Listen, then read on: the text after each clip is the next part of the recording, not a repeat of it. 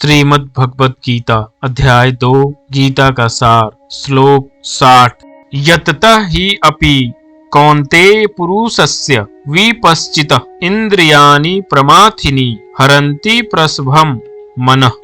हे अर्जुन, इंद्रियां इतनी प्रबल तथा वेगवान है कि वे उस विवेकी पुरुष के मन को भी बलपूर्वक हर लेती है जो उन्हें वश में करने का प्रयत्न करता है।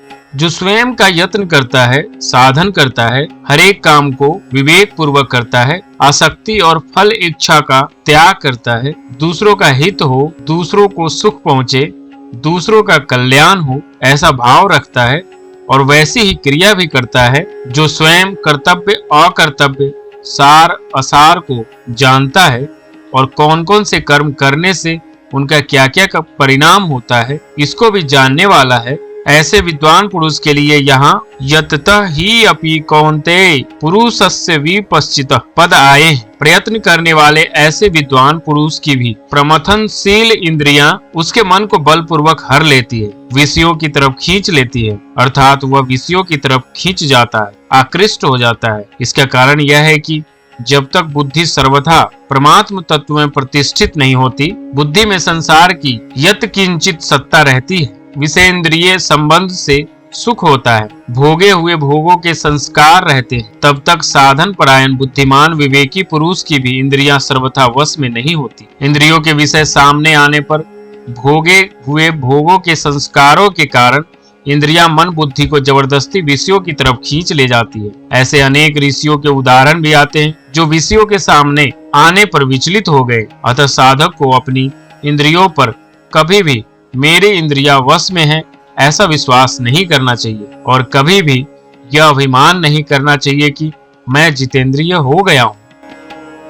श्लोक 61 तानि सर्वाणि संयम्य युक्त आसीत मत्परः वसे ही यस्य इंद्रियाणि तस्य प्रज्ञा प्रतिष्ठिता।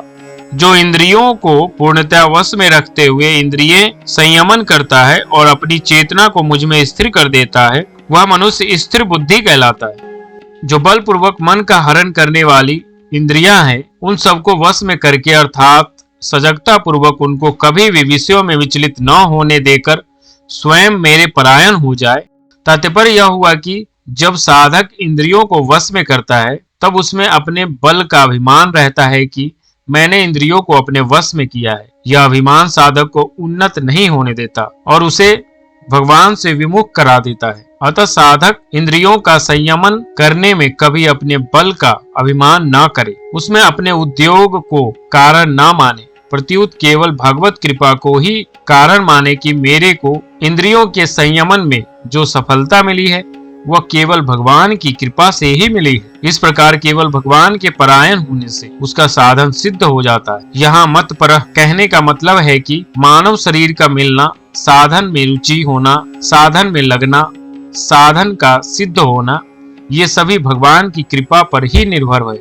परंतु अभिमान के कारण मनुष्य का इस तरफ ध्यान कम जाता है। कर्म योगी में तो कर्म करने की ही प्रधानता रहती है और उसमें वह अपना ही पुरुषार्थ मानता रहता है। अतः भगवान विशेष कृपा करके कर्मयोगी साधक के लिए भी अपने परायण होने की बात कह रहे हैं। भगवान के परायण होने का तात्पर्य है केवल भगवान में ही महत्व बुद्धि हो कि भगवान ही मेरे हैं और मैं भगवान का हूँ, संसार मेरा नहीं है और मैं संसार का नहीं हूँ। कारण कि भगवान ही हरदम मेरे साथ रहते हैं, संसार मेरे साथ रहता ही नहीं। इस प्रकार साधक का मैंपन केवल भगवान में ही लगा रहे। कर्म योग का प्रकरण होने से यहाँ भगवान को कर्मयोग के अनुसार उपाय बताना चाहिए था, परंतु गीता का अध्ययन करने से ऐसा मालूम देता है कि साधन की सफलता में केवल भगवत परायणता ही कारण। अतः गीता में भगवत परायणता की बहुत महिमा गाई गई है। जैसे जितने भी योगी हैं उन सब योगियों में श्रद्धा प्रेम पूर्वक मेरे परायण होकर मेरा भजन करने वाला श्रेष्ठ है,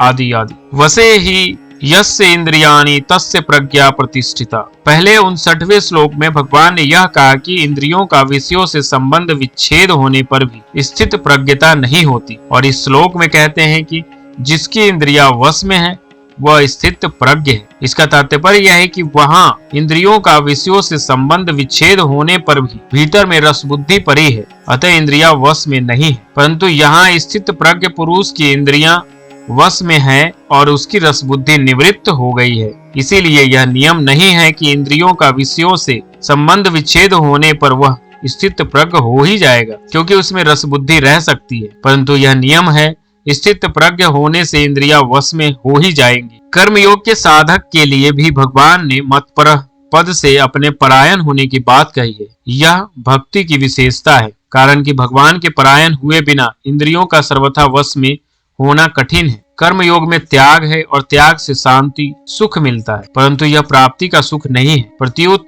दुख मिटने का सुख है, जबकि भक्ति में प्राप्ति का सुख मिलता है। अतः भक्ति का सुख मिले बिना इंद्रियां सर्वथा वश में नहीं होती। दूसरी बात, कर्म योग में तो अत्यंत वैराग्य होने पर इंद्रियां वश में होती है, पर भक्ति में थोड़े वैराग्य से भी इंद्रियां सुगमता से वश में हो जाती है। इसलिए भगवान ने मतपरः पद दिया है।